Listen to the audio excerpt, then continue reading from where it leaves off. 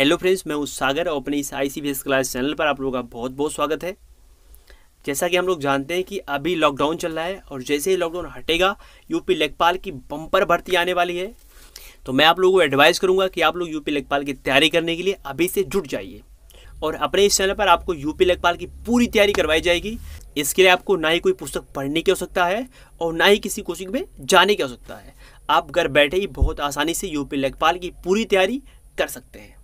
तो तैयारी की सीरीज में मैं सबसे पहले आप लोगों को हिंदी पढ़ाऊंगा और हिंदी के बाद ऐसे के सब्जेक्ट स्टेप बाय स्टेप करके क्या करेंगे, उसको कवर करेंगे, ठीक है। और जो मैं पढ़ाऊंगा आप स्टेप बाय स्टेप करके उसका नोट्स भी बनाते चलेंगे, तो जिससे बाद में अगर आपको रिवीजन करना हो तो फिर प्रॉब्लम ना हो। तो हिंदी की सीरीज में सबसे पहले मैं आप लोगों के लिए लेके आया हूँ हिंदी वर्ड माला, ठीक है। तो आज के टॉपिक में हम लोग पढ़ेंगे हिंदी वर्ड माला। इसके पहले मैं वीडियो को शुरू करूँ, अगर आप लोग हमारे चैनल पर आए हैं तो हमारे चैनल को सब्सक्राइब कर अपना प्यार दें। आइए चलते हैं, वीडियो को शुरू करते हैं। तो हम लोग आज की टॉपिक में पढ़ेंगे हिंदी वर्डमाला। देखिए, हिंदी वर्डमाला से एक दो क्वेश्चंस यूपी लेखपाल में पुटअप कर लिए जाते हैं, तो इसको हम लोग देखेंगे बहुत ही ध्यान से। देखिए, हिंदी वर्डमाला, वर्डमाला में देखिए यहाँ पे आ रहा है वर्ड। तो सबसे पहले हम लोग समझेंगे कि ये वर्ड क्या होता है। तो देखिए यहाँ पे वर्ड है, वर्ड को अक्षर भी बोलते हैं। और अगर हम लोग अक्षर को ध्यान से देखें तो अक्षर में लिखा हुआ है आक्षर। आक्षर, क्षर माने होता है क्षरण होना, क्षर माने होता है जिसका विनाश हो जाए उसको क्षर बोलते हैं। लेकिन क्षर के पहले आ लगा हुआ है उसको बोलते हैं अक्षर। जिसका विनाश ना हो उसको बोलते हैं क्या, अक्षर। देखिए, जिसका विनाश ना हो उसको अक्षर बोलते हैं। इट मीन्स कह सकते हैं कि जिसका क्षरण ना हो, जो टूटे ना, उसी को बोलते हैं क्या, अक्षर, ठीक है। जैसे एग्जाम्पल देख लेते हैं। अगर हम बात करें एग्जाम्पल की, तो एग्जाम्पल में देखिए छोटा एक अक्षर है क्योंकि इसका हम विनाश नहीं कर सकते, इसको हम तोड़ नहीं सकते। जो छोटा आ है वो सिर्फ छोटा आ से ही बना हुआ है, ये किसी और का सहारा लेके नहीं बना है। अगर ये किसी और का सहारा लेके बना होता तो इसको हम तोड़ सकते थे, लेकिन ये किसी और का सहारा लेके नहीं बना है, इसलिए इसको हम नहीं तोड़ सकते हैं।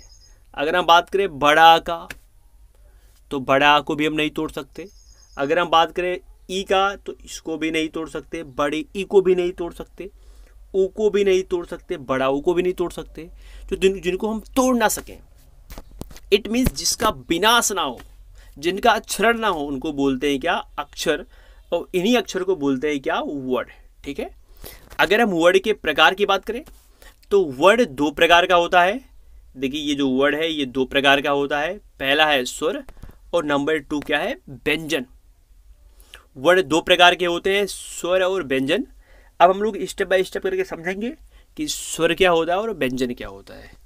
देखिए, स्वर जो होता है ये पूरी तरीके से स्वतंत्र होता है। इसको बोलने के लिए हम लोग किसी और वर्ड का इस्तेमाल नहीं करते हैं। जैसे अगर मैं कह दूं आ, तो इस आ को बोलने के लिए हम किसी और वर्ण का इस्तेमाल नहीं कर रहे हैं, इसलिए ये आ क्या है, स्वर है। अगर हम बात करें ऊ का, तो इस ऊ को भी बोलने के लिए हम किसी और शब्द का इस्तेमाल नहीं कर रहे हैं। तो अगर किसी और शब्द का इस्तेमाल नहीं कर रहे हैं तो ये भी क्या है, स्वर है।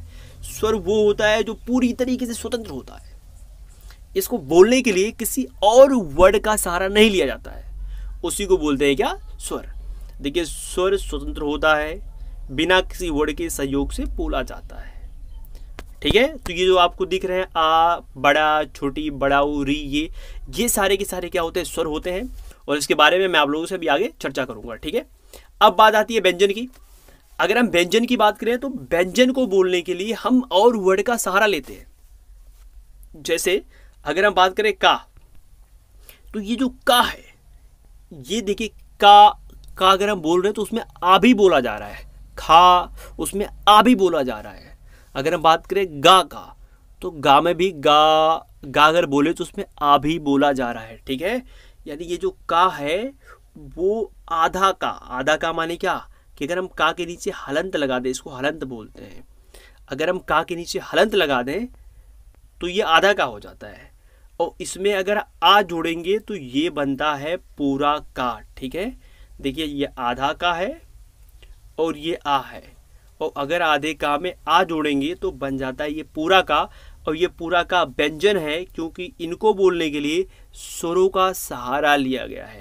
क्योंकि अगर हम का बोलेंगे तो उसमें आ भी क्या आएगा, जरूर आएगा। ठीक है, तो ये बात आप समझ गए होंगे कि व्यंजन वो होता है जो पूरी तरीके से स्वतंत्र नहीं होता है। स्वतंत्र क्यों नहीं होता है? क्योंकि इसको बोलने के लिए हम लोग स्वरों का सहारा लेते हैं, स्वरों के सहयोग से बोला जाता है। अगर हम बात करें खा का, तो खा में भी क्या आ रहा है, आ रहा है, क्योंकि खा जो है वो आधा खा और आ से मिलके बना है। तो इस खा को बोलने के लिए हम स्वरों का इस्तेमाल कर रहे हैं, तो इसको बोलते हैं क्या, व्यंजन। ठीक है, तो मैं उम्मीद करता हूं कि आपको स्वर और व्यंजन अच्छे से समझ में आ गए होंगे। बाकी अगर आपको कोई भी चीज़ समझ में नहीं आएगी तो आप नीचे डिस्क्रिप्शन बॉक्स में कमेंट कीजिएगा, मैं आपके हर प्रॉब्लम का सलूशन दूंगा। ठीक है, चलते हैं आगे, देख लेते हैं। देखिए, अगर हम बात करें स्वरों के प्रकार की, क्योंकि हमको पढ़ना है स्वरों के बारे में और व्यंजनों के बारे में, ठीक है, वो भी पूरा डिटेल्स। तो सबसे पहले हम लोग समझेंगे कि स्वरों के बारे में, कि स्वर कितने प्रकार के होते हैं। ठीक है, तो अगर हम स्वरों की बात करें तो स्वर मुख्यतः 3 प्रकार के होते हैं। ये 3 प्रकार, पहला होता है ह्रस्व स्वर। देखिए यहाँ पे ह्रस्व स्वर है। स्वरों के प्रकार ये 3 प्रकार के होते हैं। पहला है ह्रस्व स्वर, नंबर 2 जो है उसको बोलते हैं दीर्घ स्वर, और नंबर जो 3 है उसको बोलते हैं क्या, प्लुत स्वर। यानी स्वर 3 प्रकार के होते हैं, ह्रस्व स्वर, दीर्घ स्वर और प्लुत स्वर। अगर एग्जाम में पूछे कि स्वर निम्न कितने प्रकार के होते हैं, तो आप ऑप्शन में 3 को देके उस पर टिक लगा दीजिएगा। ठीक है, क्योंकि स्वर 3 ही प्रकार के होते हैं। ठीक, चलते आगे देखते हैं। अब बात करते हैं ह्रस्व स्वर की, कि ये ह्रस्व स्वर क्या होता है। तो ह्रस्व स्वर एक ऐसा स्वर होता है जिसको बोलने के लिए बहुत कम टाइम लगता है। जो कह लें कि इसको बोलने के लिए 1 सेकेंड लगता है। वैसे एक्चुअल में 1 सेकेंड भी नहीं लगता है, पर ऐसा कह सकते हैं कि इसको बोलने के लिए 1 सेकेंड का टाइम लगता है। या ऐसा कह सकते हैं कि ह्रस्व स्वर ऐसा स्वर होता है जिसको बोलने के लिए बहुत कम समय लगता है। जैसे अगर हमको बोलना है, देखिए यहाँ पे आ है, अगर हमको बोलना है छोटा छोटा छोटा आ, तो बोलने के लिए बहुत कम टाइम लग रहा है। अगर बोलना है छोटी ई तो कम टाइम लग रहा है। छोटा ऊ कम टाइम लग रहा है। री कम टाइम लग रहा है। तो ये जो 4 दिख रहे हैं, छोटा, छोटी, छोटा ऊ, री, ये चारों के चारों होते हैं ह्रस्व स्वर, क्योंकि इनको बोलने के लिए बहुत कम टाइम लगता है। ठीक है, तो अगर एग्जाम में पूछे ह्रस्व स्वर कितने प्रकार का होता है, तो ह्रस्व स्वर होता है 4 प्रकार का। ऐसे क्वेश्चंस एग्जाम में पुटअप किए जाते हैं। ठीक है, चलते हैं आगे देखते हैं। अगर हम बात करें दीर्घ स्वर की, तो जो दीर्घ स्वर है वो क्या होता है, दीर्घ स्वर को बोलने के लिए ह्रस्व स्वर से दुगना टाइम लगता है। अगर ह्रस्व स्वर को बोलने के लिए 1 सेकेंड का टाइम लगता है, तो दीर्घ स्वर को बोलने के लिए 2 सेकेंड का टाइम लगता है। ठीक है, तो दीर्घ स्वर क्या होता है, दीर्घ स्वर एक ऐसा स्वर होता है जिसको बोलने के लिए ह्रस्व स्वर से दुगना टाइम लगता है। ठीक, देखिए यहाँ पे लिखा ह्रस्व से दुगना समय लगता है। ठीक, तो अगर हम दीर्घ स्वर के प्रकार की बात करें, अगर हम बात करें कि दीर्घ स्वर की संख्या कितनी होती है, तो दीर्घ स्वर की संख्या 7 होती है। देखिए बड़ा, यहाँ पे देखिए फिर से, देखिए यहाँ पे बड़ा, यहाँ पे बड़ी, फिर क्या है ऊ, फिर है ए, फिर है ए, फिर है ओ, फिर है ओ। तो ये जो 7 दिख रहे हैं ना, ये दीर्घ स्वर है। तो दीर्घ स्वर की संख्या कितनी होती है, 7। देखिए जो संख्या मैं आपको बार बार बता रहा हूँ, इसको आप नोट कर लीजिए, अपने माइंड में अच्छे से बैठा लीजिए, क्योंकि क्वेश्चन यहीं से पुट अप कर लेता है। ठीक है, तो दीर्घ स्वर की जो संख्या होती है ये होती है 7। लेकिन अगर दीर्घ स्वर के प्रकार की बात करें, तो दीर्घ स्वर 2 प्रकार का होता है। एक होता है मूल दीर्घ, और नंबर 2 होता है संयुक्त दीर्घ। समझिए आप बात को। अगर हम दीर्घ स्वर की संख्या की बात करें कि दीर्घ स्वर की संख्या कितनी होती है, तो दीर्घ स्वर की संख्या होती है 7, और ये 2 प्रकार का होता है। एक होता है मूल दीर्घ, एक होता है या संयुक्त दीर्घ। अगर हम बात करें मूल दीर्घ की, तो ये जो मूल दीर्घ है इसकी संख्या होती है 3। और ध्यान से देखिए आप, ये जो स्टार्टिंग का 3 दिख रहा है आपको ना, ये देखिए छोटा आ, बड़ा से लेकर के ये जो बड़ा ऊ तक दिख रहा है ना, ये 3 है, ये 3। इन तीनों को बोलते हैं मूल दीर्घ। देखिए बड़ा, बड़ी और ऊ, बड़ा ऊ। ठीक है, तो मूल दीर्घ क्या होता है, ये स्टार्टिंग का जो 3 है ये क्या है, मूल दीर्घ है, और इनकी संख्या कितनी है, 3। ठीक है, तो मूल दीर्घ की संख्या 3 है। वो 3 कौन है, बड़ा आ और बड़ी ई और बड़ा ऊ। ठीक है, अगर हम बात करें संयुक्त दीर्घ की, तो संयुक्त दीर्घ की संख्या 4 होती है। बाकी इन तीन को छोड़ दिया जाए, इन तीनों को छोड़ दिया जाए तो इधर जो चारों बच रहे हैं ना, इनको बोलते हैं संयुक्त दीर्घ, ए ए ओ। तो संयुक्त दीर्घ की संख्या कितनी होती है? 4 होती है।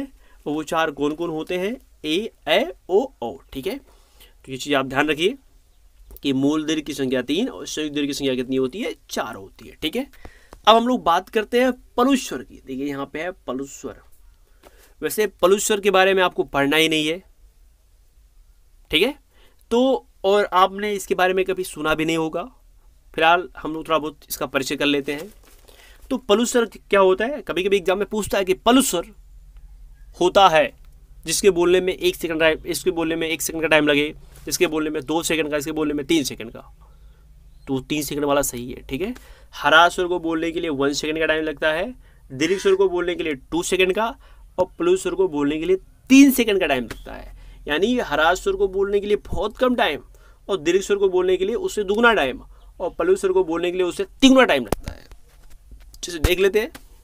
यहाँ पे देखिए ओम राउम, तो ये जो आपको दिख रहा है ओम राउम, तो ओम राउम जो है ना, ये है पलुत स्वर, क्योंकि इसको बोलने के लिए हरा स्वर क्या 3 गुना टाइम लगता है। ठीक है, तो मैं उम्मीद करता हूं कि आपको ये जो हरा स्वर है, ये जो दीर्घ स्वर है, ये जो पलुत स्वर है, आपको ये तीनों अच्छे से समझ में आ गया होगा। ठीक है, तो चलते हैं आगे देख लेते हैं। तो हाँ, यहाँ हम लोगों ने स्वरों के बारे में पढ़ लिया।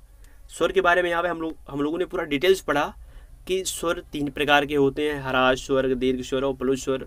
दीर्घ स्वर जो होता है वो 2 प्रकार का होता है, एक होता है मूल दीर्घ, दूसरा होता है क्या? संयुक्त दीर्घ। ठीक है, इन सब के बारे में हम लोगों ने अच्छे से समझ लिया। लेकिन अब अगर हम बात करें कि स्वरों के प्रकार, तो 3 प्रकार के स्वर होते हैं, हरास, दीर्घ और प्लुत। लेकिन अगर हम बात करें स्वरों की संख्या की, कि स्वर की संख्या कितनी होती है हिंदी वर्णमाला में, तो हिंदी वर्णमाला में जो स्वरों की संख्या होती है वो होती है 13। हिंदी वर्णमाला में स्वरों की जो संख्या होती है वो होती है 13। इसको हम अच्छे से देखते हैं कैसे। तो देखिए यहाँ पे 4 स्वर हो, ये हरास था, 4 ये हो गया। दीर्घ स्वर कितना था? 7, तो 7 4 11 हो गया। अब क्वेश्चन उठ रहा है, ये तो पलुत होता ही नहीं है, 7 4 11 हुआ, बाकी 2 कहाँ से आ गए? तो उसको भी देखते हैं कि 2 कहाँ से आए। देखिए एक होता है अवोगवाह, अवोगवाह, ये क्या होता है? तो अवोगवाह ना तो पूरी तरीके से स्वर होता है और ना ही पूरी तरीके से व्यंजन होता है। समझिए आप बात।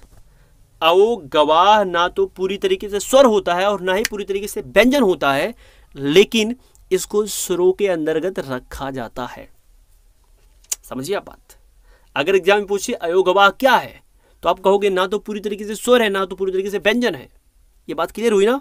लेकिन अगर स्वरों की संख्या की बात की जाए तो इसको स्वरों की संख्या में ऐड किया जाता है। देखिए ये है अंग और ये है आहा। अंग आहा, ये क्या है? अवोगवाह है। अंग को बोलते हैं अनुस्वार, अंग को बोलते हैं अनुस्वार, और आहा जो है ना, आहा, इसको बोलते हैं विसर्ग। समझिए आप, अंग को बोलते हैं अनुस्वार और आहा को बोलते हैं विसर्ग, और अंग आहा है अवोगवाह, और इनकी संख्या होती है 2। यानी अवोगवाह क्या होता है ये चीज आप समझ गए। और अवोगवाह की जो संख्या होती है वो कितनी होती है? 2। और इन 2 संख्या को जब इनमें ऐड करेंगे तो 11 और 2 कितना हो जाएगा? 13। यानी कह सकते हैं कि जो स्वर होते हैं, स्वरों की संख्या कितनी होती है? 13 होती है। ठीक है, ये बात क्लियर हुआ? चलिए ठीक है, अब आगे देखते हैं। एक होता है अनुनासिक। देखिए यहाँ पे आप कंफ्यूज मत होइएगा, क्योंकि मैं चीज़ों को इधर उधर लिख दिया हूँ, ठीक है, लेकिन आप सारा कंसंट्रेट वहाँ पे कीजिए जो चीज़ मैं आपको समझा रहा हूँ। ठीक है, चलिए आगे देखते हैं। तो अगला पॉइंट है अनुनासिक। ये जो चाँद वाली बिंदी होती है ना, चाँद वाली बिंदी, इसी को बोलते हैं अनुनासिक। अनुस्वार माने क्या? अंगा, विसर्ग माने क्या? आहा, और ये जो चाँद वाली बिंदी है इसको बोलते हैं क्या? अनुनासिक। तो ये अनुस्वार क्या होता है, विसर्ग क्या होता है, अनुनासिक क्या होता है, ये तीनों पॉइंट क्लियर होने चाहिए आपके, क्योंकि क्वेश्चन पूछता है कि निम्न में से अनुस्वार है, निम्न में से विसर्ग है, निम्न में से अनुनासिक है।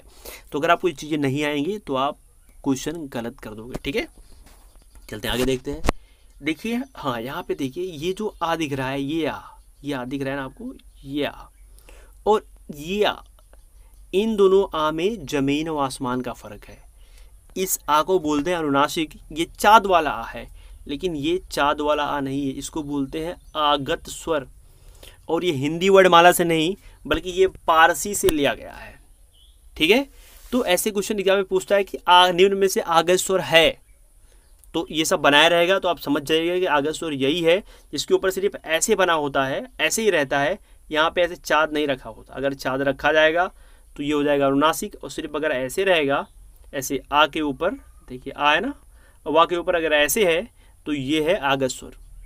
लेकिन अगर यहाँ बिंदी लग गया, यहाँ पे अगर बिंदी लग गया तो ये क्या हो जाएगा, ये हो जाएगा अनुनासिक। ठीक है, तो कभी कभी ऐसे क्वेश्चन पूछता है कि आगत स्वर कहाँ से लिया गया, तो आगत स्वर पारसी भाषा से लिया गया। ठीक है, तो ये चीज़ें आपको क्लियर हो गई होंगी। अगर इसमें और आगे पढ़ाया जाए तो वीडियो बहुत लंबा हो जाएगा, इसीलिए मैं हिंदी वर्णमाला का पार्ट 2 भी लेके आया हूँ, जिसका लिंक नीचे डिस्क्रिप्शन बॉक्स में दिया हुआ है, तो आप वहाँ पे जाइए और वीडियो को देखिए। फिर मिलते हैं पार्ट 2 में, तब तक के लिए बाय, टेक केयर, जय हिंद।